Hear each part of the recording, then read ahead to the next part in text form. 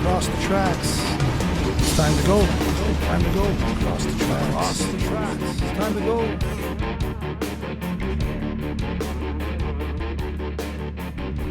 We're going across the tracks. We are sitting with John Hewitt of John Hewitt and the New Americans. Sioux born and raised. John, welcome to the show. Thank you. I am always happy to be back in beautiful Sault Ste. Marie, even if it has been snowing for the past 5 days I've been here. Yeah. 3 days anyways. You are from here, right? And I am born and raised and grew up in Manitou Park. Oh, wow. And so a few years back, like anybody who's trying to make a career out of this, you got to go to a more populous center, and you decided to go out west. I did. I first decided to go to Toronto, and after 5 years in Toronto, it just wasn't for me.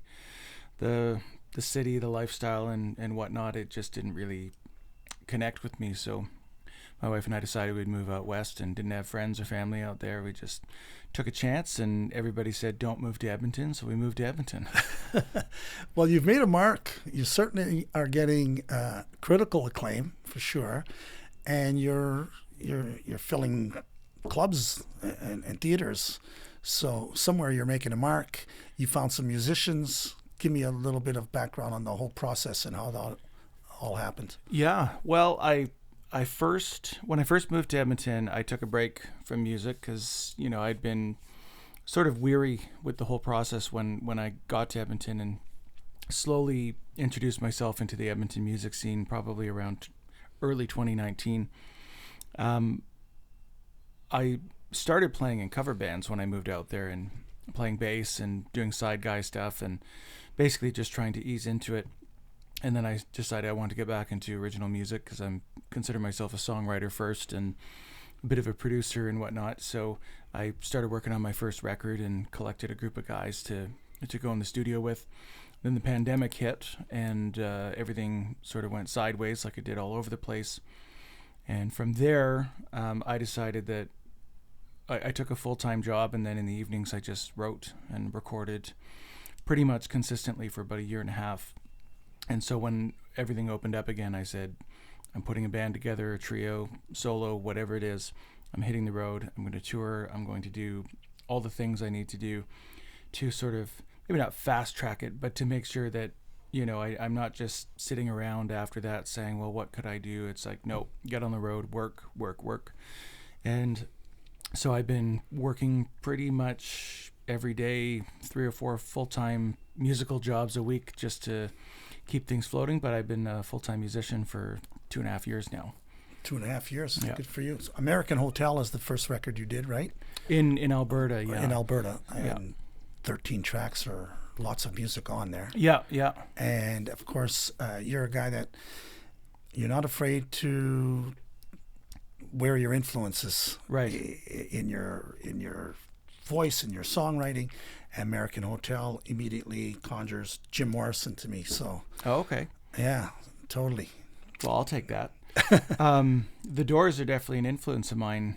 I think on that one, I tell people it's a bit more of Tom Petty meets the Beatles was sort of my inspirations, and I find a lot of people do try to be original, but it's so difficult to really be original because you listen to the Rolling Stones. I mean, you can't even say necessarily that they were original because they started off as a blues band, and they took their inspirations and their influences and became the Rolling Stones. And that's kind of the process I take with it, is add up your influences: Bob Dylan, Tom Petty, Van Morrison, Beatles, The Doors, anything from the 60s for me, really.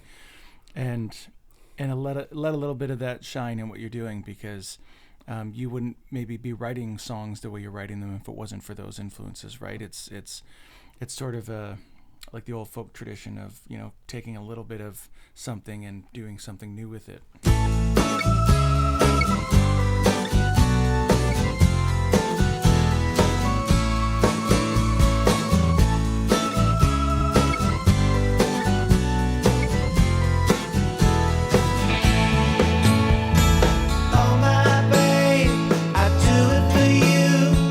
Listen to the Beatles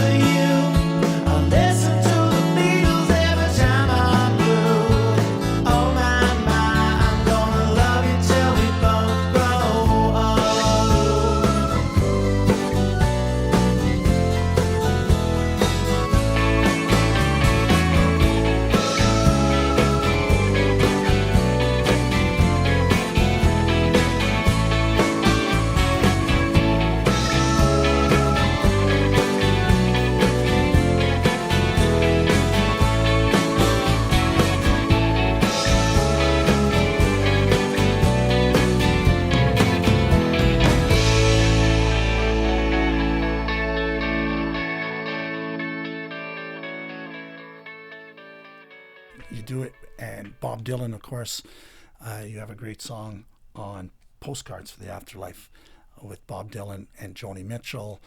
And give me your idea about when you write a song and you're going to actually put the names in of your influences. That's possibly one of the first times I've done it, because Bob Dylan, when he would write, he would maybe not necessarily even mention influences, but there'd be characters. Sometimes they'd be well-known celebrities or authors that were put into his songs, and sometimes they would just be fake names and you didn't know who they meant, and I like that kind of writing myself. But for this one, the specific song, we were playing in Trail, BC, which is right at the border of British Columbia and I think Idaho, right at the U.S. border. We had to be in Hudson's Hope, which is 16 hours north of there. By the Friday, we were playing on the Wednesday. So Thursday was a 13-hour drive. And we basically, all of the conversations that happened in that 13-hour period amalgamated into that song. It's a road trip song. Yeah, it's a road trip song. Just listening to music, talking about Joni Mitchell, because she was born in Fort Macleod, Alberta, which is actually the cover on American Hotel is from Fort Macleod, the town that Joni Mitchell was born in. But then she moved to Saskatoon. So there was this conversation over where she was from, and I mentioned a little brief snippet of that in verse 2 of the Ballad of Bob Dylan, Joni Mitchell, and Yesterday's Breakfast. Songwriting. Let's talk about songwriting for a little bit, because there's a great quote on your site. I said, this guy writes so much that is, how does it go? That your latest release is barely your latest release. I think, John Hewitt's so prolific that his latest album isn't even his latest album. Yeah, you're just writing up a storm. So music, songs are coming to you, or are you going into a back catalog and fleshing them out? What are you doing? Sometimes a bit of a combination. If I really like something, I'll keep it in the back burner, and I might play it live, but there's a few songs that we play live regularly, but I just haven't recorded yet. It depends on what you're going through. I mean, you always want to work on your new stuff. You always want to release new stuff. But if no one's heard it yet, then it's all new, really. Yeah. So American Hotel was 85-90% new stuff. There are 2 songs on there that I actually wrote in high school. Oh, yeah? That I kept. They were written at White Pines, and I just kept them written in a book and didn't do much with them, and decided that was the time for some reason to actually 3 songs are from high school in Sault Ste. Marie. See if you can guess which ones. But and then more recently, like Postcards for the Afterlife was all brand new material. It was written on that week-long tour in British Columbia. It all kind of came to me at once. But other times, it's new material, almost like you're finding a new home for old songs that didn't quite fit with other records. But I would say usually 70 to 80% new material for each record that comes up. And in putting out the music, there's a business side to the whole thing, and you are working. And I'm one thing that I find new artists don't realize, it is a job. Any art is work. You just don't write a song and think suddenly here come the royalties. Yeah. It doesn't work. You got to put in the work. And along the way, as you're learning the business side of it, you are deeper into it and are formed an agency. Yes. So talk to me about that whole battle and the discovery of, wow, man, this is work. Yeah. Well, it's interesting because it's not the days of the 60s where, an A&R guy might walk into a club and say, this is the next big thing, and you got a record contract. It's extremely rare anything like that happens nowadays. It's a lot of things are draining. It's social media, which can be, again, a blessing and a curse. The internet is a blessing and a curse, and all that. It can work so well in your favor, but it can also be time consuming and a bit draining to be on your phone all the time. So I found, leaning towards the agency side of things, I got to a point in my life where I realized there were some things that I wish I knew 15 years ago. The old adage, I wish I knew then what I know now. And I thought, well, I've had some struggles, as all musicians do when they're getting through trying to build a career, trying to make a full-time career out of it and make money off of being a songwriter. And I 95% of what I do is playing original music with an original band. It's, it's not as easy as maybe being in a tribute act or something where people go to see the songs of someone else. So it's tough. And I thought, well, songwriting is my passion, so I don't want to see other 20-year-olds, 25-year-olds spend the next 10 years making mistakes or doing things slightly wrong and adding time. I'd rather them start succeeding now. And that's kind of where my mindset was. And I always ask everyone I work with when I sit down with them, are you willing to work? Are you willing to work hard? Do you, if you get 5 shows on the road and you have to drive 8 hours a day, I'm not saying you want to do it, but are you willing to do that? Right. Because sometimes you have to do that. Sometimes the gig that you want doesn't pay as much as you want. Sometimes you don't get a place to crash. Sometimes this gig just pays for your hotel room. And then sometimes, but it's worth it because the next gig pays for the whole tour. There's trade-offs. There's things that you learn, banter on stage, what to say, what not to say, how to time the stories and all that stuff that can really make a show more engaging and make you look more professional, and all of those things that, when I was 20 years old, there was no one really telling me what to do. I had a lot of good mentors. I mean, local guy, Rusty McCarthy, who I think is down in Southern Ontario again.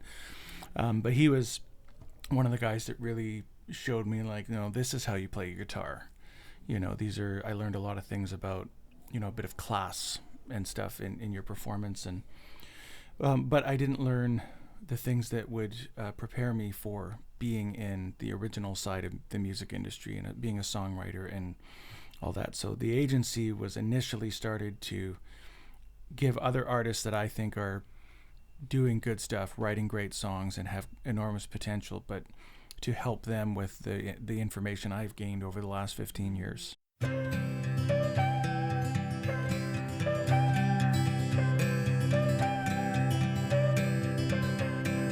Even if we could answer every question known to man, who put this spinning ball in the palms of our hands, well, it wouldn't matter to me now. 'Cause in the morning I go north and you go south. I wish I couldn't hear the dogs barking down the street over the sound of this old guitar and its dead and out of tune strings. But it don't matter anyhow. 'Cause in the morning I go north and you go south. As the train runs by my window and I know that you're close by, yeah, the sound of Canadian steel just comes barreling through the night. But I don't hear it rolling now. And in the morning I go north and you go south.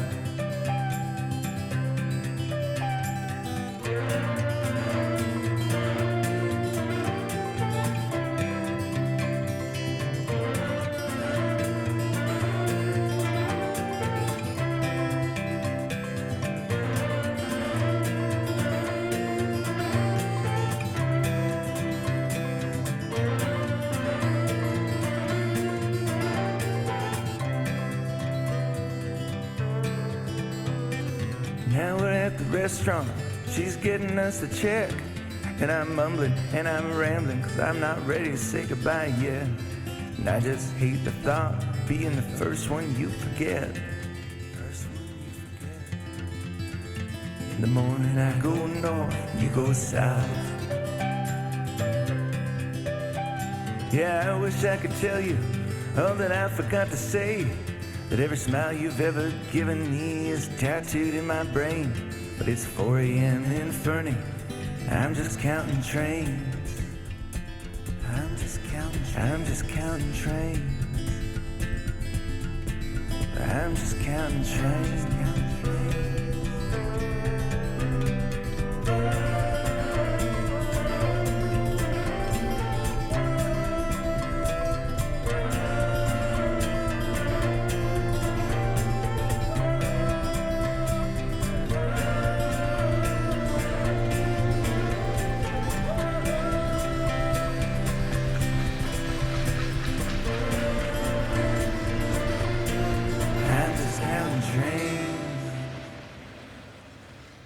Yeah, beautiful.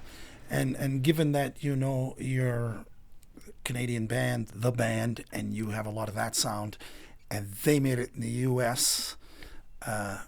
You've been going into the USA a lot too. So give me something on that experience. And do you find a whole different kind of audience there? I do. Music is sort of treated differently, and that in Alberta there are a lot of really nice folk clubs and listening rooms, sometimes 300-400 people, like built-in audience kind of thing, and they're wonderful, but there's less of that in the States. However, if you're playing a place that might be a brewery, or you're doing a ticketed show or a house concert, you're more likely to, say, make tips, but also have a more engaged audience in a room where you wouldn't expect it. Whereas if you play a pub or a brewery in Western Canada, it's maybe less so. So little things like that, I've noticed that it's playing a brewery in Alberta means something different than playing a brewery in the States for that reason. I've noticed that. Outside of that, as I kind of initially thought, well, as a Canadian, I'm not from there, and you never know how you're going to be treated when you go somewhere and you're playing, and that's not just because I'm Canadian. That's just, you never know what audience is going to be there. New to a market, for yeah, sure. Exactly. And I found great respect and appreciation from anyone I've met down there. I've toured Colorado, Montana, and Idaho, Oregon, and California, and some other places down south. And they're even in places where, it's Sunday football is on and you're playing in a bar, they turn the TV off and everyone at the bar turns around and watches you play. And it's a lot harder to do when the Edmonton Oilers are playing. But it's been really good. I've always felt, especially growing up in Sault Ste. Marie, regardless of politics and whatever's going on, I've never felt like I'm leaving my country when I go there. I've always felt very much at home whenever we've gone to the States, and being that the border was right there, and we get US TV, we get all that stuff, weird ads from Cadillac, Michigan, and clowns selling cars and stuff like that on PBS. And I always wanted to go there. Like you mentioned with the band, it's like a lot of my heroes, even Canadian heroes, made it in the United States, and it just was like the place you want to go and see. And I've got friends that are down there now that are in Nashville and LA and different places, and it's really I really feel welcomed when I go down there, which is a great feeling to know that you're away from home, you're in a different country, but you just don't feel like you are. I see the maples and their leaves shaking hands with the breeze, and the highway in my mind with an exit to the sea. On my way to Avonlea with the sun going down. You don't have to live in fear this time, my child. You see it every day, the rifles fired again. Old men on the streets, young men sleeping in their beds. I called to you in Paris when you fired another round. You don't have to live in fear this time, my child. I took a train to the Rockies, took a boat out to the sea. I took a paper and my pencil, and I wrote these words for thee. It's a struggle, I know, but we'll make it there somehow. You don't have to live in fear this time, my child.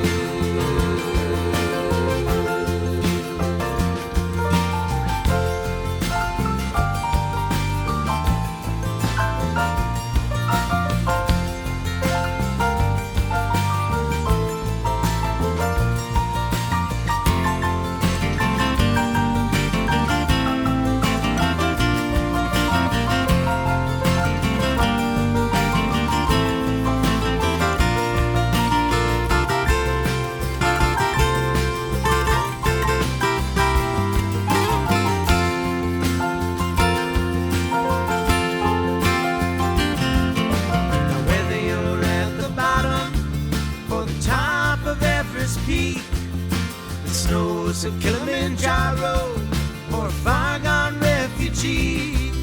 There's something here to hold you if you dare to walk the mile. You don't have to live in fear this time, my child. You don't have to live in fear this time, my child. You don't have to live in fear this time, my child.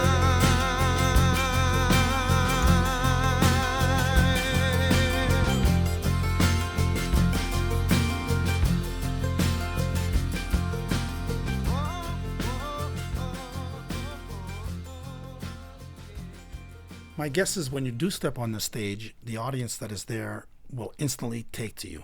The music is so familiar, and your originals still have a John Hewitt thing about them.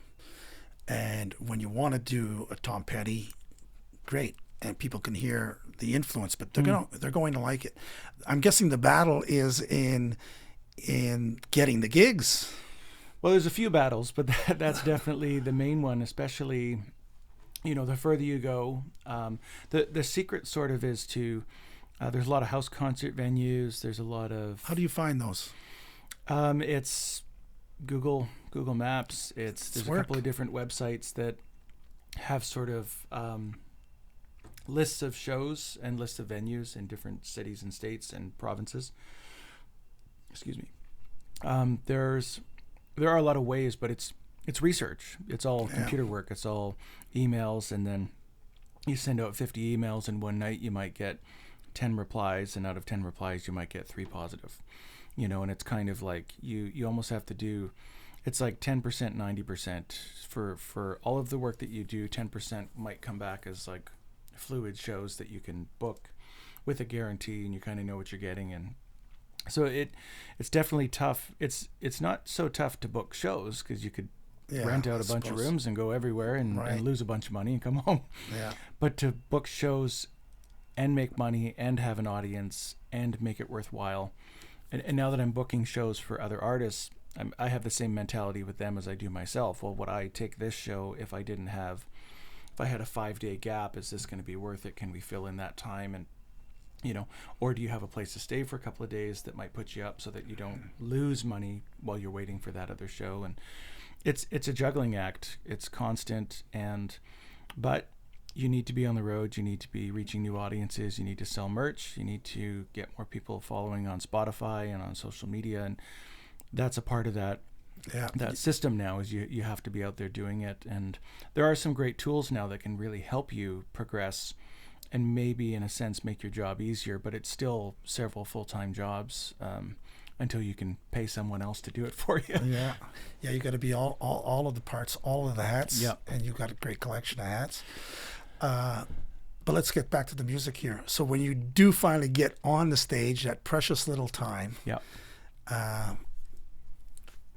it's got to be so rewarding that all of the other work comes together and say, you know, it's worth it, because you got to live that life, and that life is getting in the car and taking long trips. I mean, these are big countries we're dealing with here. We're not 20 miles apart, city to city. We're not in southern Ontario and all of that. And I think a lot of that is lost on musicians, that the size of the whole place. But the music itself and the passion for the music has to be there. You clearly still have it. I do. I would be lying if I said I've always had it, because it definitely comes and goes based on, you know, how frustrated you might be at a certain stage of your life, as with anything. I mean, you know, musicians are not void of the same feelings of paying the rent or paying a mortgage or raising a family, or, you know, all the things that people go through in their lives that cause stress. And I think the fortunate aspect of it is that, you know, writing songs to me is like breathing. So if I stopped, actually, as I've said several times, I'm just going to stop. That's it. I'm done. You know, but what would that really mean? That would be like saying, okay, well, I'm no longer going to breathe. If someone's just said that, you'd say, well, that's strange. How are you going to get away with that? Because you can't, you know. And I'm fortunate, I guess.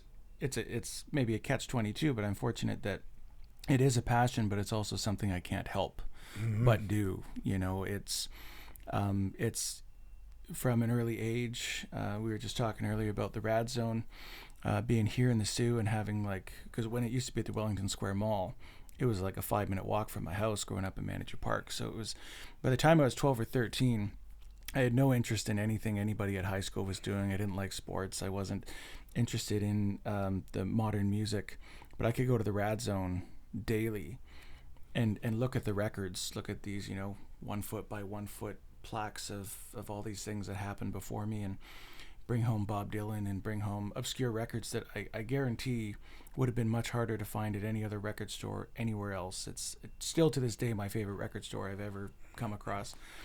But I got to bring home so much stuff, whether it was like AC/DC and Aerosmith and BTO and like some of these records I still have. I've had them for 20 years. I've that were bought at the Rad Zone when I'd get my allowance money, or I used to play at a place called Twist and Shout, which was sure. That was one of my first gigs, and I made I think I made $60 for 3 hours or something, which is not a lot of money, but for a kid in grade 10 that was a lot of money. And we would sometimes buy a 6-pack of beer if someone would get one for us, and then we'd go listen to records and play Scrabble. We were nerds who just were obsessed with music and wanted to listen to records. And so that, when I think back on that, the passion was there then. And even though I get frustrated with the business side of it, I eventually sit down and I say, that's life. We're not always going to be happy with the results of everything that we do or we accomplish or the things other people do around us. But if I can look back and say, yeah, but when I pick up my guitar, it's like a 6-pack of beer, Scrabble, and a record player. It still feels that way to me. And that to me sounds like a hobby, but it's not. It's definitely a passion. You have to be passionate to still find the heart and soul of it every time you pick up a guitar. There's got to be joy there, right? Right. How are you going to keep on keeping on? Yeah.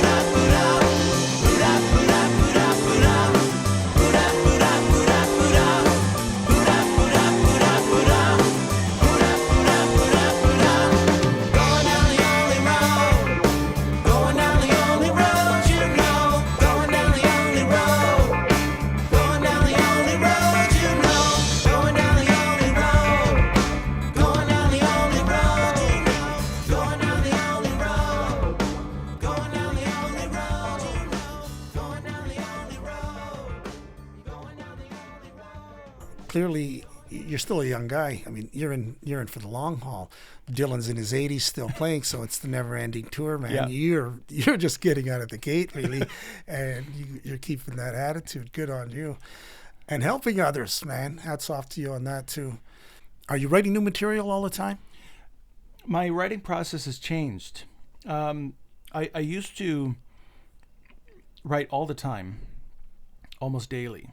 And now I only write when something really comes to me, it really grabs me, and I feel the need to write it down. But I do write, and I heard that John Lennon and Paul McCartney used to do this a lot, where they would get snippets of songs, little bits and pieces, and then they would write that down, and then it would just be on a tape machine, and they might come back to it later. I do a lot of that now, where in my travels, I'll sit in a hotel room and a couple of things might come to me, and I'll jot down the ideas, record it with technology. I got my phone, I can just do that.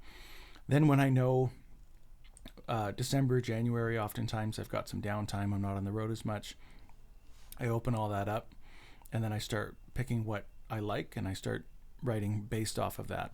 On guitar? Guitar usually, some piano stuff. Depends too. I produce all the albums, so everything that you listen to online I've produced, and in many cases I'm playing all the instruments except the drums. So not so much American Hotel, but the records between American Hotel and now. And I might start on guitar, but then I might say, well, this needs some more piano and organ and stuff like that, and make it feel a bit different. So it's definitely another process of my writing. Since being able to have access to a home studio and build things up that way, my writing has turned into almost more production, which I consider still a form of writing. You're layering and texturing it, and taking inspirations from Brian Wilson and Pet Sounds and the Beatles and the 60s stuff, where it's like you can do pretty much whatever you want, and with technology now you can do almost anything you want. You still keep an eye on how that's going to play live, though, right? I do. So there are tunes, for instance, that because I've got a solo, trio, we do a 4-piece, 5-piece, and a 6-piece, usually depending on what makes the most sense. 6 guys on the road cost a lot of money, and so oftentimes it's solo or trio. So we will still do a lot of those songs, but we will also arrange them differently so that they don't feel like they're missing parts. Yeah. But the 6-piece band is capable of doing all of the guitar parts, all of the keyboard and organ parts, 4 or 5 part harmony. It's a much more realistic representation of some of those songs that have a lot of moving parts. So until we are playing on stage with the 6-piece band, there are certain songs we just don't do, out of respect for, we like the production and it should be represented in such a way. Other songs I think work well solo, as they work well with the trio, and that you can still put them off with a 4-piece or 5-piece band, and it's still, you arrange it the right way, it can still come across right. Mason was a dealer who sold heroin on the black market. Spent his life a wanted man to finish what he started. You don't call, I like it.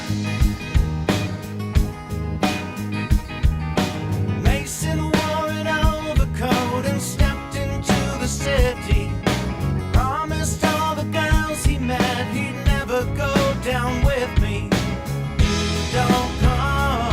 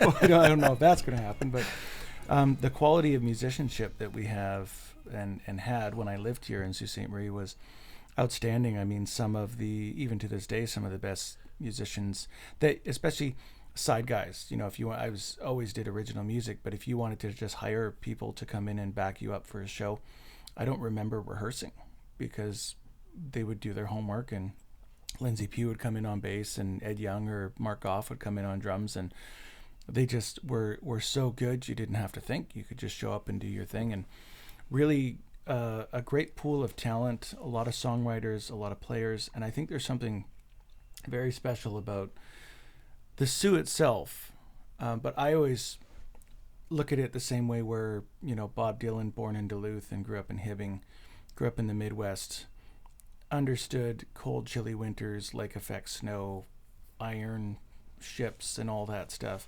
Isolation. We've got all of that, and on the surface it sounds terrifying, but really it's almost like Randy Bachman says about Winnipeg. It's like, well, if there's nothing else to do, pick up a guitar, write a song. So I kind of felt that way. Not that there wasn't anything else to do, but there was so much out there that could inspire you to write.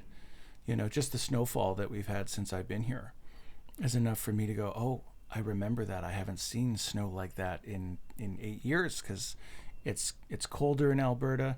The snow is finer. It's so dry out there that we don't get this big, wet, heavy snow.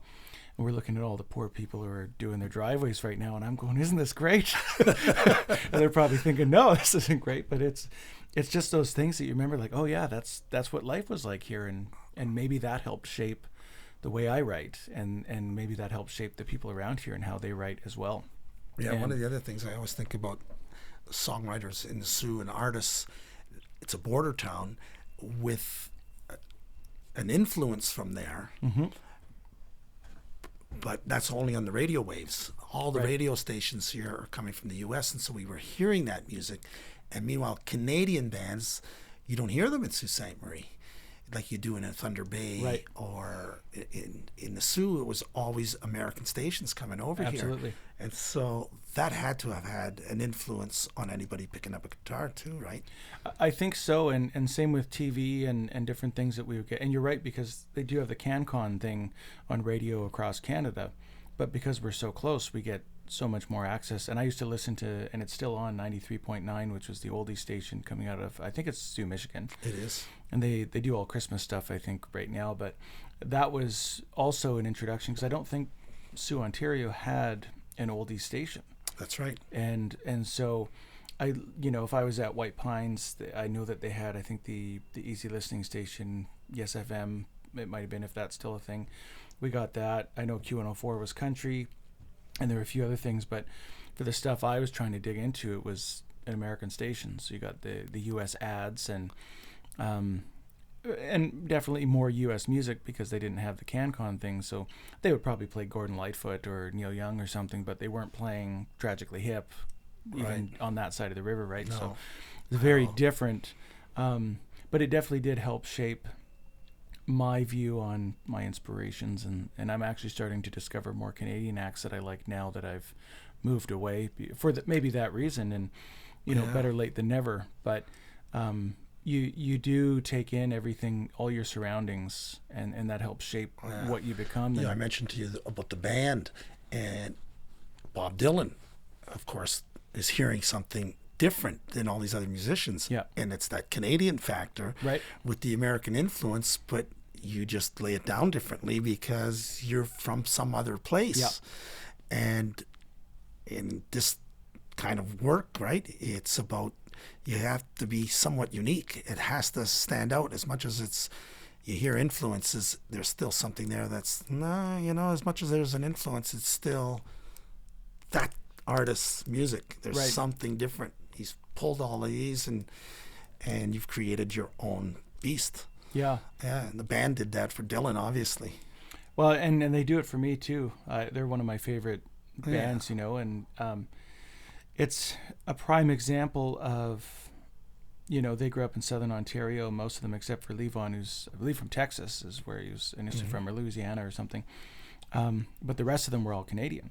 So and playing on Yonge Street in Toronto, and much smaller city then compared to what it is now, right? I mean, still a major city in Canada, but it probably wouldn't have been that hard to be in farmland leaving Toronto compared to now. It's built up so much. Wow. And Rick Danko, I believe it was Danko, was born just outside of Brantford in Simcoe County. And even now, Simcoe County is just a county of rural land. I don't think there's a city there. I could be wrong, but Yeah, I think you're right. a small It's rural place. countryside. Yeah. So you do get that country influence, or the Canadian country influence, and you get Robbie Robertson, who grew up on one of the reserves, I think. Six Nations. Six somewhere. Nations, Yeah. that's it. And so Wild, even within Canada, they all had very different influences and the regions they came from, and some maybe Danko didn't even grow up with radio. Who knows where he was, and it's such a different time.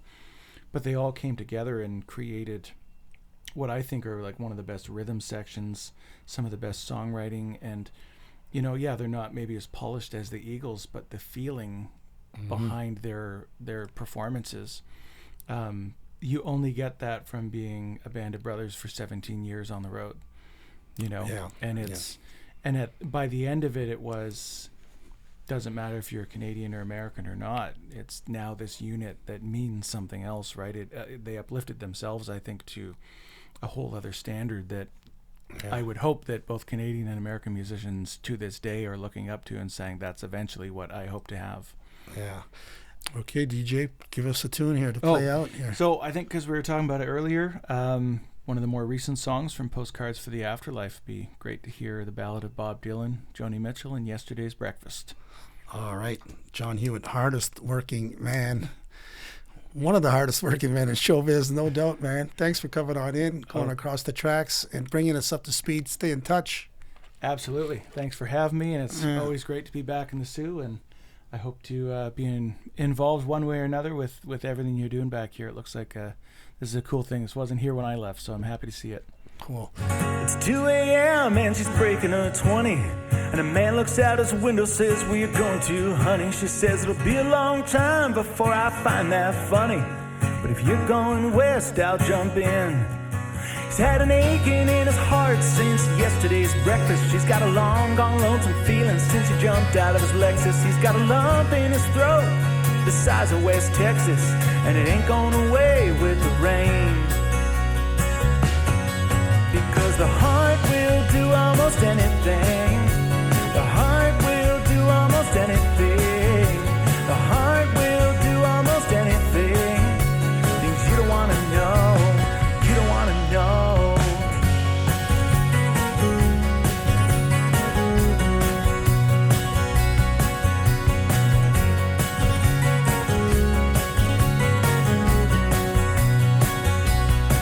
Well, she found a coyote in a blue motel room. He was listening to the basement tapes and howling at the moon. He said he was born in Fort McLeod. She said she's from Saskatoon, and she's a child of the LA skyline now. Through a simple twist of fate, the darkness filled the skies. She takes a dose of innocence and proceeds to roll her eyes, saying, "Anything that lives is everything that dies," as he rode east into the sun. Because the heart will do almost anything. The heart will do almost anything. The heart will do almost anything. Things you don't want to know. You don't want to know.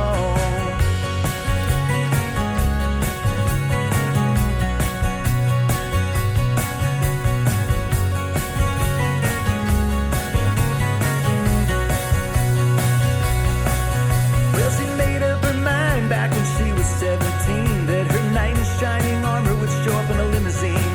She's been standing on the edge of a knife since 23.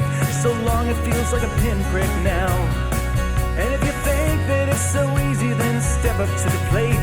You can show up whenever you want, but promise you won't be late. 'Cause one day I'll be an old man, you're gonna be an old maid.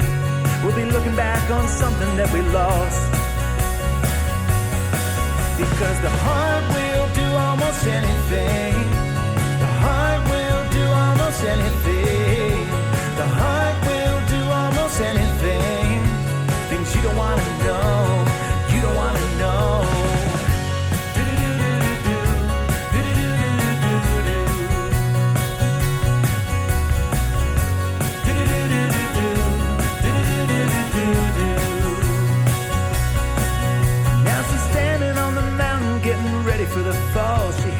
think about the drop, but she's gotta make the call. And if she makes it to the bottom unscathed from it all, she might just dream of this boy tonight.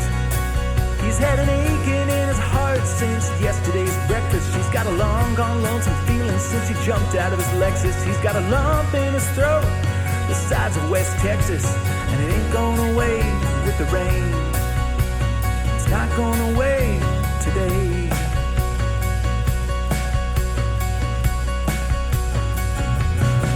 Because the heart will do almost anything. The heart will do almost anything. The heart will do almost anything. Things you don't want to know. You don't want to know. You know the heart will do almost anything. The heart will do almost anything. The heart will do almost anything. Things you don't want to know. You don't want to know.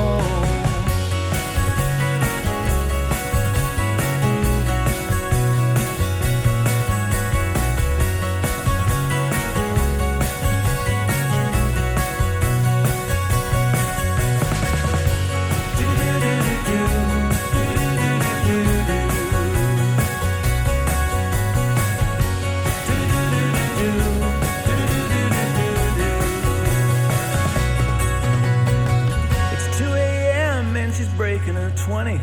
A man looks out his window, says, "Where you going to, honey?" She says, "It'll be a few long years before I find that funny. But if you're going west, I'll jump in."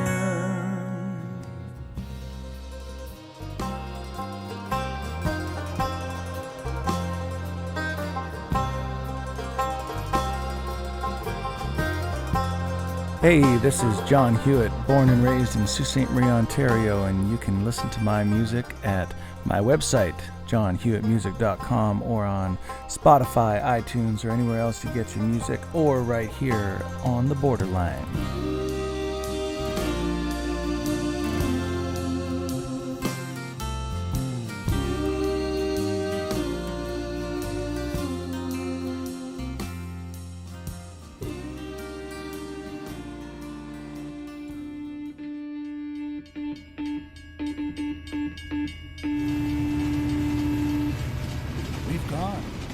Across the tracks. This has been a Borderline Entertainment production.